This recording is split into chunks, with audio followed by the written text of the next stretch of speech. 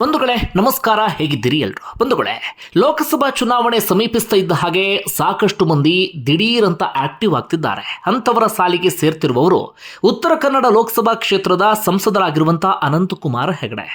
ಅನಾರೋಗ್ಯ ಸಮಸ್ಯೆಯ ಕಾರಣಕ್ಕಾಗಿ ಒಂದಷ್ಟು ದಿನಗಳ ಕಾಲ ಸಾರ್ವಜನಿಕ ಜೀವನದಿಂದಲೇ ದೂರ ಇದ್ರು. ಅಂದ್ರೆ ಸಾರ್ವಜನಿಕವಾಗಿ ಯಾವುದೇ ಕಾರ್ಯಕ್ರಮದಲ್ಲೂ ಕೂಡ ಕಾಣಿಸ್ಕೊಳ್ತಾ ಇರಲಿಲ್ಲ. ಅದಾದ ಬಳಿಕ ಆರೋಗ್ಯದಲ್ಲಿ ಚೇತರಿಕೆ ಕಂಡು ಬಂದರೂ ಕೂಡ ಸಾರ್ವಜನಿಕವಾಗಿ ಹೆಚ್ಚಿನ ಕಾರ್ಯಕ್ರಮಗಳಲ್ಲಿ ಅನಂತಕುಮಾರ್ ಹೆಗಡೆ ಕಾಣಿಸ್ಕೊಳ್ತಾ ಇರಲಿಲ್ಲ. ಆ ಭಾಗಕ್ಕೆ ಬಿಜೆಪಿಯ ಘಟಾನುಘಟಿ ನಾಯಕರು ಬಂದಂಥ ಸಂದರ್ಭದಲ್ಲೂ ಅಥವಾ ಬೇರೆ ಬೇರೆ ವಿಶೇಷವಾದಂಥ ಸಂದರ್ಭದಲ್ಲೂ ಕೂಡ ಅನಂತಕುಮಾರ್ ಹೆಗಡೆ ಮಾತ್ರ ಎಲ್ಲೂ ಕಾಣಿಸ್ಕೊಳ್ತಾ ಇರಲಿಲ್ಲ.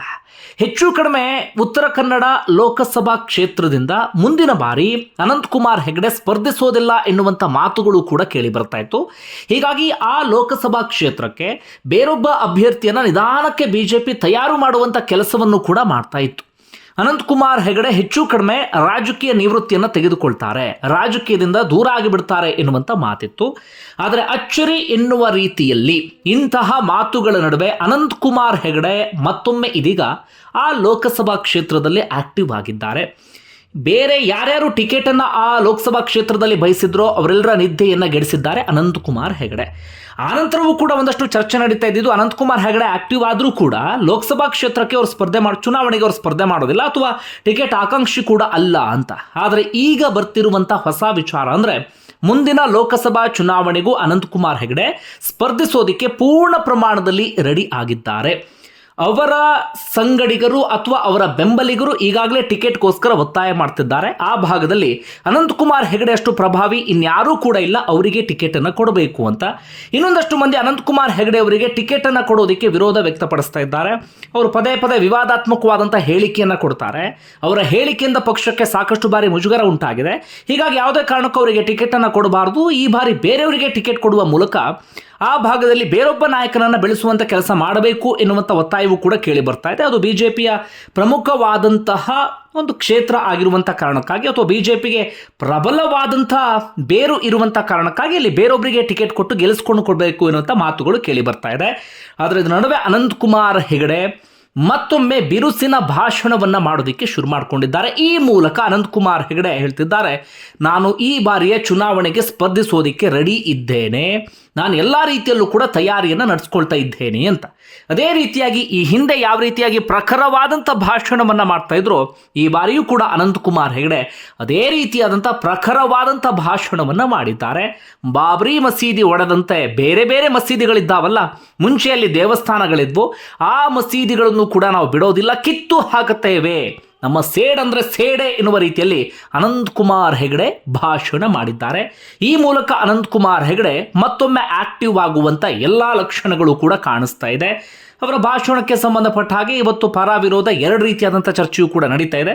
ಅವರ ಬೆಂಬಲಿಗರು ಆ ಭಾಷಣವನ್ನು ಸ್ವಾಗತಿಸಿದರೆ, ಅವರ ವಿರೋಧಿಗಳು ಇದು ಪ್ರಚೋದನಕಾರಿಯಾದಂಥ ಭಾಷಣ, ಈ ರೀತಿಯಾದಂಥ ಭಾಷಣವನ್ನು ಮಾಡಿ ಏನು ಸಾಧಿಸೋಕೆ ಹೊರಟಿದ್ದೀರಿ ಎನ್ನುವ ರೀತಿಯಲ್ಲೂ ಕೂಡ ಪ್ರಶ್ನಿಸ್ತಾ ಇದ್ದಾರೆ. ಹಾಗಾದರೆ ಅನಂತಕುಮಾರ್ ಹೆಗಡೆ ಏನು ಮಾತನಾಡಿದ್ದಾರೆ ಅದನ್ನು ನೀವೇ ಒಮ್ಮೆ ಕೇಳಿಸ್ಕೊಳ್ಳಿ. ಅದ್ರ ಜೊತೆ ಭಟ್ಕಳದ ಚಿನ್ನದ ಪಳ್ಳಿನೂ ಇದೆ. ನಮಗೇನು ಮುಲಾಜ್ ಗಿಲಾಜ್ ಇಲ್ಲ, ಪತ್ರಿಕೆಯವ್ರು ನೇರವಾಗೇ ಬರ್ಕಳ್ರಿ, ಇದನ್ನ ಥ್ರೆಟ್ ಅಂತ ಬೇಕಾದ್ರೂ ಅನ್ಕೊಳ್ರಿ ಕೆಲವು ಮಂದಿ, ಏನೂ ತೊಂದರೆ ಇಲ್ಲ, ಮಾಡೋದು ಗ್ಯಾರಂಟಿಯೇ. ಇದು ಹಿಂದೂ ಸಮಾಜದ ತೀರ್ಮಾನ, ಅನಂತಕುಮಾರ್ ಹೆಗಡೆಯ ತೀರ್ಮಾನ ಅಲ್ಲ, ಇದು ಹಿಂದೂ ಸಮಾಜದ ತೀರ್ಮಾನ. ಸಿರಸಿಯ ವಿಜಯ ವಿಠಲ ದೇವಸ್ಥಾನ, ಇವತ್ತು ಸಿಪಿ ಬಜಾರದಲ್ಲಿರ್ತಕ್ಕಂಥ ಮಸೀದಿ ಏನಿದೆ ದೊಡ್ಡದು, ಅದು ವಿಜಯ ವಿಠಲ ದೇವಸ್ಥಾನ. ಶ್ರೀರಂಗಪಟ್ಟಣದಲ್ಲಿರ್ತಕ್ಕಂಥ ದೊಡ್ಡ ಮಸೀದಿ ಅಂತ ಕರೀತಾರಲ್ಲ, ಅದು ಮಾರುತಿ ದೇವಸ್ಥಾನ. ಇವತ್ತು ಹೋದ್ರೆ ಮಾರುತಿ ಮೂರ್ತಿ ಕಾಣುತ್ತೆ. ಸೊ ಹೀಗೆ ದೇಶದ ಮೂಲೆ ಮೂಲೆಗಳಲ್ಲಿ, ಹಳ್ಳಿಯ ಮೂಲೆ ಮೂಲೆಗಳಲ್ಲಿ ಅಪಮಾನಗೊಂಡಿರ್ತಕ್ಕಂಥ ಅನೇಕ ಸಂಕೇತಗಳಿದ್ದಾವೆ. ಅದನ್ನು ಕಿತ್ತು ಹಾಕೋ ತನಕ ಈ ಹಿಂದೂ ಸಮಾಜ ಮತ್ತೆ ವಾಪಸ್ ಕೂತ್ಕೊಳ್ಳೋದಿಲ್ಲ. ಈ ರಣಭೈರವ ಎದ್ದಾಗಿದೆ ಈಗ, ಇನ್ನು ಮತ್ತೆ ಕೂತ್ಕೊಳ್ಳೋ ಪ್ರಶ್ನೆ ಇಲ್ಲ. ಇದಕ್ಕೆ ಸೇಡು ಸೇಡು ಸೇಡು, 1000 ವರ್ಷಗಳ ಸೇಡನ್ನು ತೀರಿಸ್ಕೊಳ್ಳದೆ ಇದ್ರೆ ಇದು ಹಿಂದೂ ರಕ್ತ ಅಲ್ಲ ಅನ್ನುವಂಥದ್ದನ್ನು ಸ್ಪಷ್ಟವಾಗಿ ಹಿಂದೂ ಸಮಾಜ ಹೇಳಿದೆ.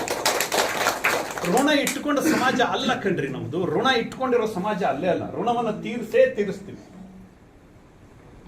1000 ವರ್ಷಗಳ ಋಣ ಇದೆ ಕಣ್ರಿ ನಮಗೆ, ಅದನ್ನು ತೀರಿಸದೆ ನಾವು ಸುಮ್ಮನೆ ಕೂತ್ಕೊಂಡ್ರೆ ಇದಕ್ಕೆ ಹಿಂದೂ ರಕ್ತ ಅಂತ ಕರೆಯುವುದೇನೇ ಇಲ್ಲ.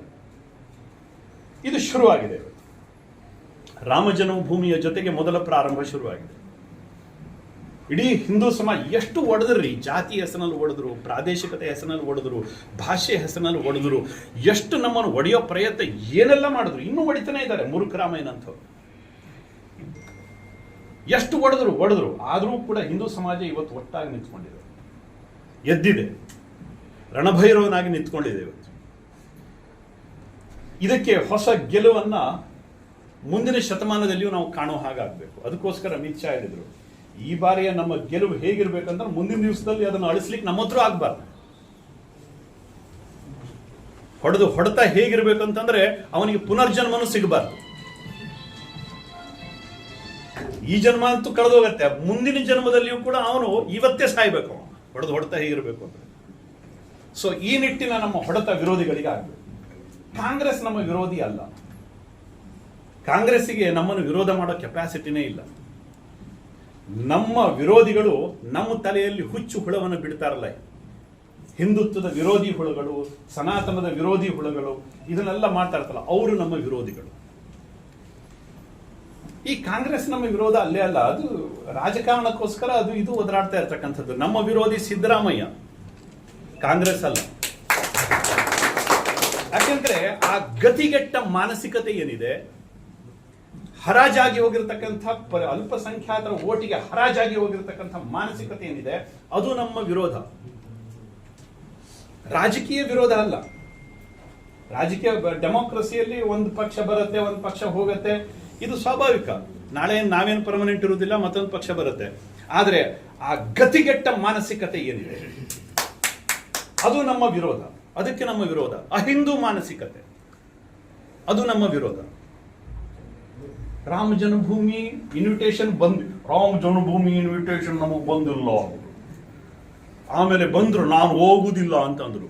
ನೀನ್ ಬರ್ಲಿ ಬಿಡು, ರಾಮ ಜನ್ಮಭೂಮಿಯನ್ನು ನಿಲ್ಲುವುದಿಲ್ಲ ಮಗನೇ. ಇವತ್ತು ಹೇಳ್ತಾರೆ ಹೋಗ್ತೀನಿ, ಅವತ್ತು ಹೋಗುದಿಲ್ಲ, ಆಮೇಲೆ ಹೋಗ್ತೀನಿ ನಾನು ಅಂತ.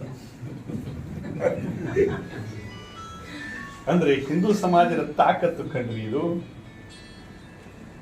ಕೇವಲ 8 ದಿವಸಗಳಲ್ಲಿ ಧ್ವನಿ ಬದಲಾಯಿತು.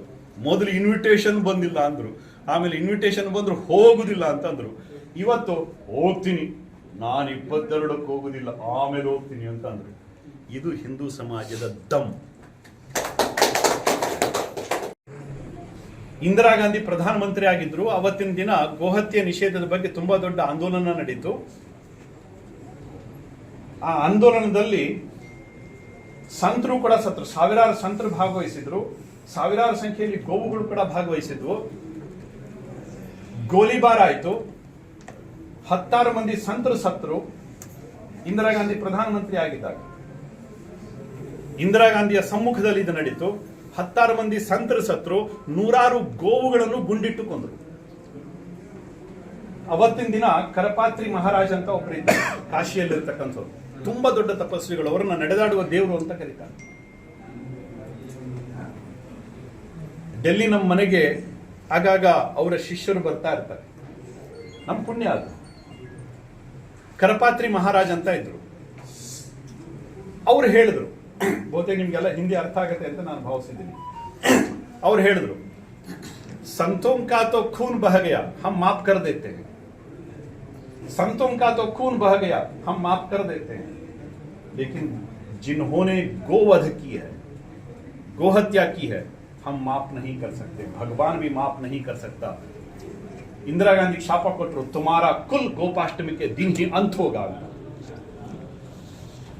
ಏರ್ ಕ್ರಾಶ್ ನಲ್ಲಿ ಸಂಜಯ್ ಗಾಂಧಿ ಸತ್ತಿದ್ದು ಗೋಪಾಷ್ಟಮಿ, ಇಂದಿರಾ ಗಾಂಧಿಗೆ ಗುಂಡಿಟ್ಟು ಕೊಂದಿದ್ದು ಗೋಪಾಷ್ಟಮಿ, ರಾಹುಲ್ ಗಾಂಧಿ ಬಾಂಬ್ ಬ್ಲಾಸ್ಟ್ ಅಲ್ಲಿ ಸತ್ತಿದ್ದು ಗೋಪಾಷ್ಟಮಿ,